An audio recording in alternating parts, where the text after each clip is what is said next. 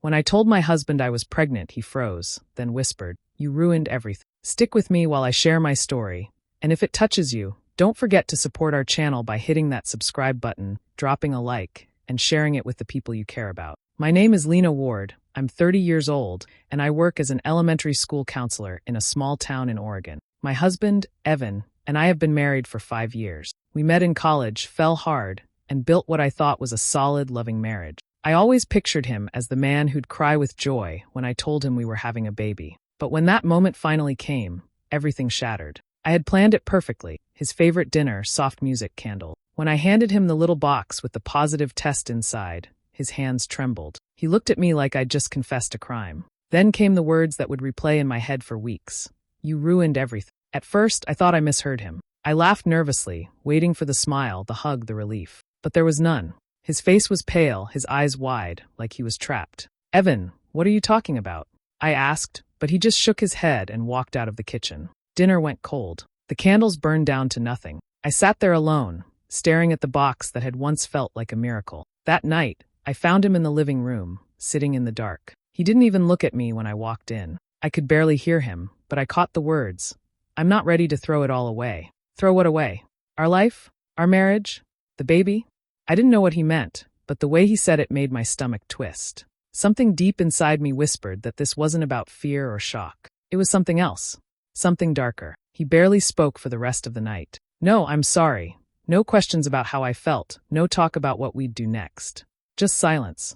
I lay in bed, staring at the ceiling, listening to him move around downstairs. My heart ached in a way I couldn't describe. I told myself he just needed time, that maybe he was overwhelmed. But the truth was already there, crawling under my skin. This wasn't the man I thought I married. I tried to sleep, but every time I closed my eyes, I saw his face, the panic, the anger, the disgust.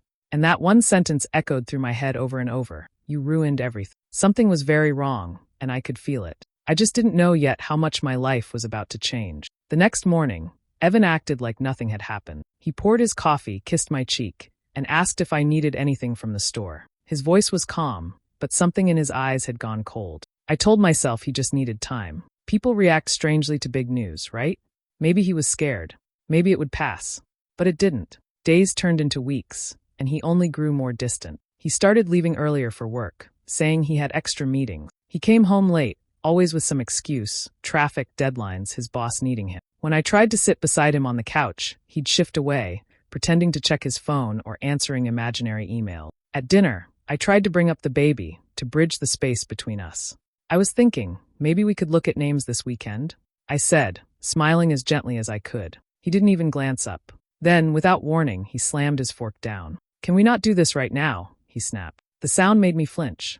His voice wasn't raised, but it carried something sharp, something I hadn't heard from him before. I wanted to cry, but instead I said quietly, "Sure. Whenever you're ready." He mumbled something about being tired and left the table. I sat there, staring at the uneaten food, feeling smaller than ever. That night, I caught a glimpse of him sitting on the edge of the bed, texting someone. When I walked in, he locked his screen so fast it made me stop. I tried to laugh it off, but my chest tightened. He never used to hide anything from me. The next few days, I watched him closer. He started taking his phone into the shower, something he'd never done before. Once, while folding laundry, I noticed his shirt smelled faintly of perfume, not mine. A soft, floral scent that didn't belong in our house.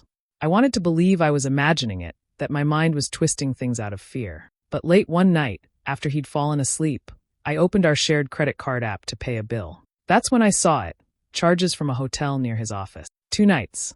Back to back. My hands went cold. The room seemed to tilt. My first thought was that it had to be a mistake, maybe a work event, a client dinner. But the more I stared, the less sense it made. Evan didn't travel for work. He didn't stay overnight anywhere. I closed the app and sat there in the dark, listening to him breathe beside me. He looked peaceful, almost innocent, but my mind was spinning. The man sleeping next to me wasn't who I thought he was. Something was unraveling, and I could feel the edges of our life starting to come apart. It was a Thursday night when my gut finally took over. Evan had told me he needed to stay late, again for some last-minute project. His tone was casual, but his eyes didn't meet mine. Something inside me snapped. I couldn't sit in that silent house anymore, pretending not to notice the lies piling up. I grabbed my keys and drove. My hands were shaking the whole way. The address from the credit card bill burned in my mind. It was a small hotel off the freeway, the kind of place people stayed when they didn't want to be seen. Rain had started to fall, soft at first, then harder. My heart thudded in my chest as I turned into the parking lot. His car was there, same dent in the bumper, same license plate. Seeing it hit me like a physical blow. I sat in the dark car for a long time, watching the lobby door through streaks of rain on the windshield. I wanted to believe there was another reason. Maybe he really was meeting someone for work. Maybe there was an innocent explanation. But deep down, I already knew.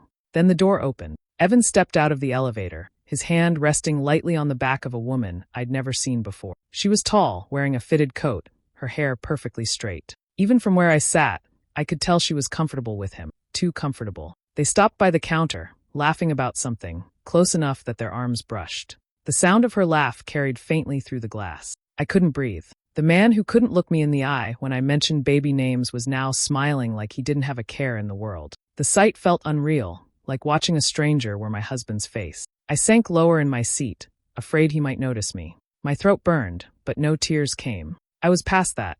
It was a strange, hollow kind of pain, cold and steady. I studied her face, memorizing every detail. Later, I'd learn her name was Tessa, one of his co-workers. But that night, she was just the woman who laughed with my husband while I carried his child. When they walked toward the elevator again, I started the car and backed out quietly. I didn't want to see any more. I didn't want him to see me either. Confronting him right then would have been easy, maybe even satisfying, but something in me held back. If I exploded now, he'd just deny it, twist it, make me feel crazy. I needed proof. I drove home in silence, gripping the steering wheel so hard my fingers ached. The rain blurred the road ahead, but I barely noticed. My heart wasn't breaking anymore. It was hardening. I wasn't going to cry this time. I was going to find out everything. I woke up the next morning with a plan forming in the back of my mind. Evan moved around the kitchen like nothing had changed, humming while he buttered his toast. I poured my coffee and smiled as if everything was fine. My voice stayed steady, my hands calm. Inside, though, something sharp had settled in my chest. That afternoon, during my lunch break, I called a private investigator. His name was Cal, an older man with a voice that carried both warmth and quiet steel. I didn't tell him much, just that I suspected my husband was seeing someone. He didn't ask for details, only promised he'd find the truth. The next few days felt endless. I went through the motions at work, counseling students, grading reports, smiling for parents. Every night, I came home and cooked dinner as if my world hadn't already cracked open. Evan stayed distracted, glued to his phone, inventing reasons to step outside. I played along, soft and patient, while my stomach turned at the thought of where he might actually be. 4 days later, Cal called. His voice was calm, careful, the kind people use when they're about to say something awful. "Mrs. Ward," he began, "I think you already know what I'm going to tell you." He sent me a file. Photos. Messages. Receipts. Every image confirmed what I'd feared, and more. Evan had been seeing Tessa for over a year. Not a few weeks. Not some mistake. A year. I stared at the pictures until my vision blurred. There they were at restaurants, holding hands, checking into hotels, walking through the park like they belonged together. My pulse thudded in my ears, but I kept reading. Then came the part that turned my stomach inside out. Tessa wasn't just anyone. She was married to Grant Holloway, the regional director at Evan's firm. His boss. I couldn't move for a long time. It all made sense now. His panic when I told him about the baby, the fear in his eyes, the words he muttered that night about throwing it all away. The pregnancy had ruined his plan. If I stayed quiet, if he left cleanly, no one would have known. But now there was a child, proof of a life he didn't want anymore. I felt something inside me shift. The heartbreak dulled, replaced by a strange calm. I thought I'd cry, but instead I just sat there, breathing slowly, as if my body refused to give him another tear. When Evan came home that evening, I smiled. I asked about his day, poured him a glass of wine, and kissed his cheek. He didn't notice my hands weren't shaking anymore. I knew everything now. And from that moment on, I stopped being the heartbroken wife. I became something else, quiet, steady, and waiting. Dinner that night felt almost peaceful. I made roast chicken, his favorite, and set the table like I used to before everything went wrong. Evan walked in late, smelling faintly of cologne that wasn't the one I'd bought him. He smiled, that easy, charming smile he used to give me when we first met. I smiled back, pretending my heart wasn't pounding. We ate mostly in silence. He talked about work, about a new client, about how busy the next few weeks would be. I nodded, asking small questions, pretending to care. The air felt thick, heavy with everything unsaid. When he reached for his glass, I said softly, "We should probably start planning the first appointment. The doctor wants to see me next week." He froze, fork halfway to his mouth. For a second, something flickered in his eyes. Guilt, panic, maybe both. Then he forced a smile. Yeah, sure. Whatever you need. I reached under the table, pulled a small envelope from my purse, and set it beside his plate. I thought you might want to see this first. He frowned, confused, and opened it. Inside were the photos, him with Tessa, walking into the hotel, laughing in the lobby, her hand on his arm. I watched the blood drain from his face. He didn't speak. The fork clattered against the plate, and for the first time, he couldn't look at me. When he finally did, his eyes were wild. Lena, I can explain, he whispered. Go ahead, I said, my voice calm. He stumbled through excuses, how it just happened, how he never meant for it to go this far. Then, when he saw I wasn't reacting, his tone changed. You weren't supposed to get pregnant, he blurted out. It ruined everything. The words hit like ice water. I stared at him, my chest hollow. Everything, I repeated quietly. You mean your affair? Or your promotion? He swallowed hard, realizing I already knew. It wasn't like that, he muttered. I just needed time. Grant, Tessa's husband, he was going to promote me. It was almost done. I was going to take care of you, I swear. But then this, he gestured vaguely toward me, happened, and it complicated everything. Complicated everything. That's what my baby was to him. I leaned back in my chair, studying the man I thought I'd known for years. So your plan was to leave me once you got what you wanted? He said nothing. His silence was answer enough. I stood, collected the plates, and carried them to the sink. My hands were steady, my voice even. You don't need to explain anymore. I understand perfectly. He started to speak again, but I turned my back to him. Inside, something dark and quiet took root. A steady flame I didn't recognize yet, but would soon learn to use. That was the night I stopped being fooled. That was the night I started thinking about payback. The next morning, I woke before Evan. He was still asleep, his arm draped over the side of the bed, as if nothing had happened the night before. I watched him for a moment, the rise and fall of his chest, the same face that once felt like home. There was no love left in me, only clarity. When he finally stirred, I greeted him with a soft voice. We said some things we didn't mean, I whispered. He blinked at me, uncertain, then nodded slowly. I let a faint smile touch my lips. Maybe we should start fresh, for the baby's sake. He looked relieved, almost grateful. I could see it in the way his shoulders relaxed. He wanted to believe me. That was the first step. Over the next few weeks, I played my part perfectly. I laughed when he made small talk, cooked dinner again, even asked about his work project. He began acting comfortable, convinced that forgiveness came easily to me. When I suggested we organize our finances to make things easier for the baby, he didn't hesitate. I told him my friend at work mentioned tax breaks for couples who shift certain assets under one name during pregnancy. I said it with such casual certainty that he didn't even question it. He nodded, and a few days later, he signed the paperwork I'd already prepared. I watched him write his name without flinching. Every text he sent me, every word he spoke, I saved. I printed emails from our shared account, screenshots from his messages, voice notes from late-night calls where he admitted it was a mistake. I stored them all in a folder labeled insurance. At work, I went about my day as usual. My co-workers didn't suspect a thing. One afternoon, while eating lunch in the staff room, I searched for Grant Holloway's contact information. His number was easy to find in the company directory. My hands didn't shake as I dialed. He answered on the third ring, his tone polite and distracted. I introduced myself lightly, as if calling about a charity project. When I said Evan's name, there was a long pause. I could almost hear the gears turning in his mind. I think we should meet, I said calmly. It's about something you deserve to know. We agreed on a quiet cafe downtown, neutral ground where no one from his office would appear. I didn't tell Evan. Instead, I kissed him goodbye that morning, told him to have a good day, and drove straight to the meeting. As I parked, I caught my reflection in the mirror. Steady eyes, no tremor in my hands. I wasn't the woman crying on the bathroom floor anymore. I was someone different now, someone patient. This wasn't going to be loud or messy. It would be exact. Every move, every word placed carefully. I was going to make sure they both understood what they'd done, without ever raising my voice. Grant arrived exactly on time. He walked into the cafe wearing a dark gray suit, his posture stiff, polite. I recognized the kind of man he was: disciplined, careful, someone who liked things neat and predictable. He ordered black coffee and waited for me to speak. I'm sorry to call you out of the blue, I began quietly, but I think there's something you should see. I slid a small folder across the table. Inside were the photographs, screenshots, and call logs. He opened it without a word. His jaw tightened as his eyes scanned each page, one by one. When he reached the picture of Tessa and Evan entering the hotel, his hands stopped moving. The silence between us stretched thin. For a long moment, he said nothing. Then he closed the folder, exhaling slowly. How long? Over a year, I said. He nodded once, like he'd already suspected it, but hoped he was wrong. I thought she was just distracted. Guess I didn't want to see it. We sat there for a while, not talking, just listening to the hum of conversation around us. Finally, he looked up. "What do you want to do?"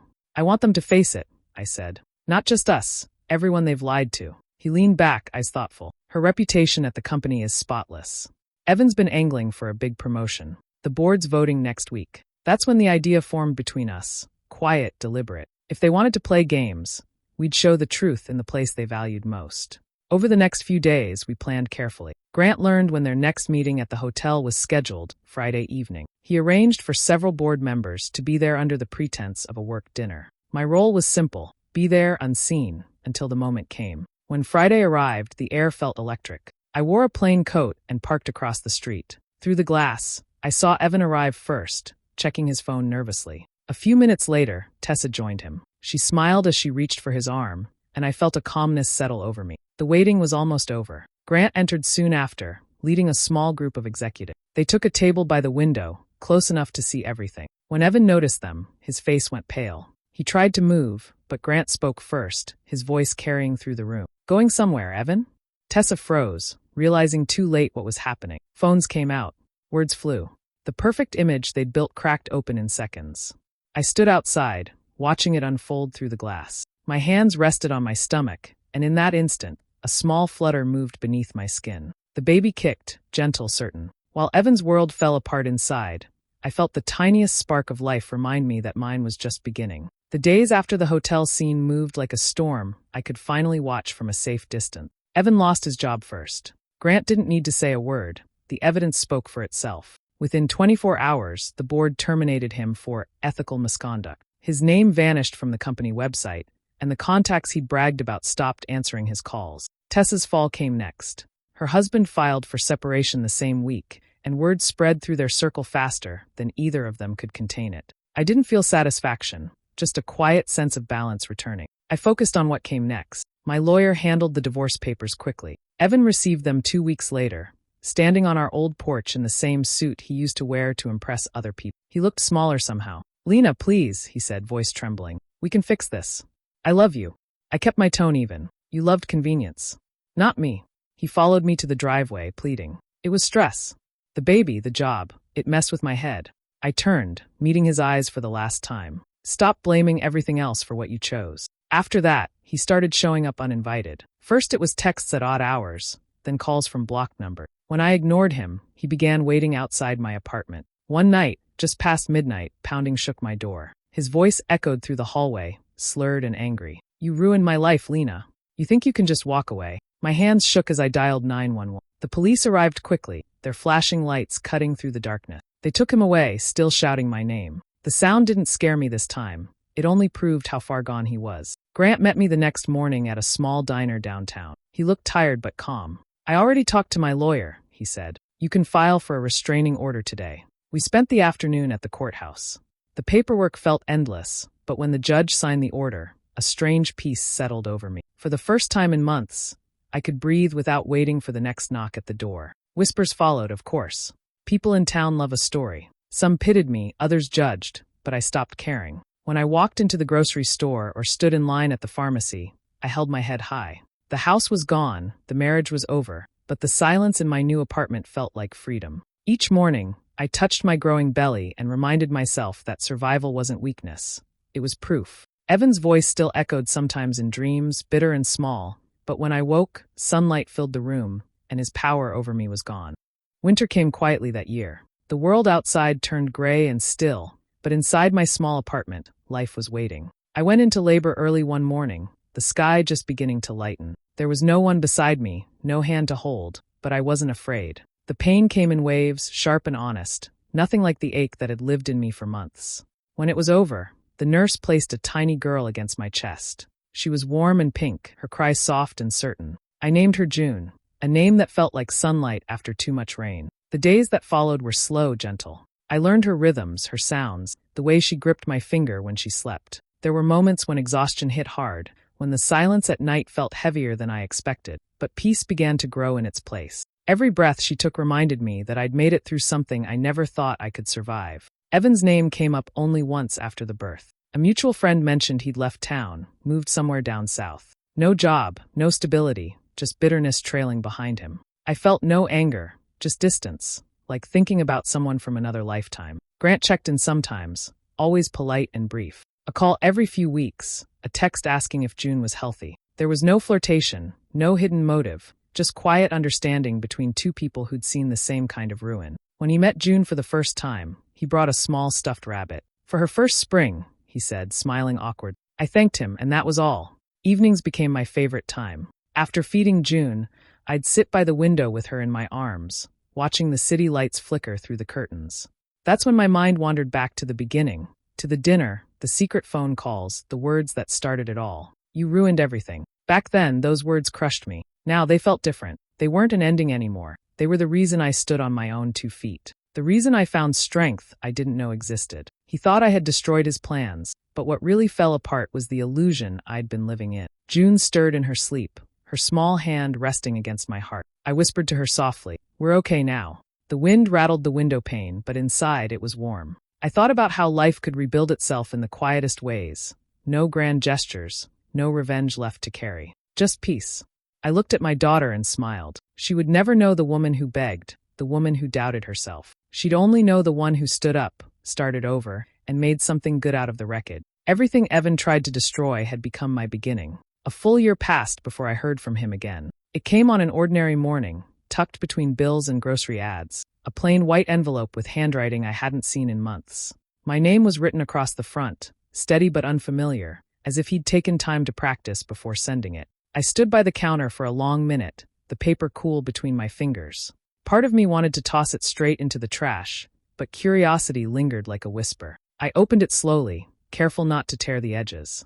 Inside was a single page, written in blue ink. His words stumbled between apology and longing, full of the same empty charm I'd once fallen for. He said he'd been thinking about us, about what he'd lost. He wrote that he missed the sound of my voice, the smell of my cooking, the way our home felt safe. Near the end, his tone shifted. He said he'd heard about June, that he wanted to see her, just once. He promised he'd changed, that he'd gotten sober, that he understood everything now. He ended it with a line that might have broken me once.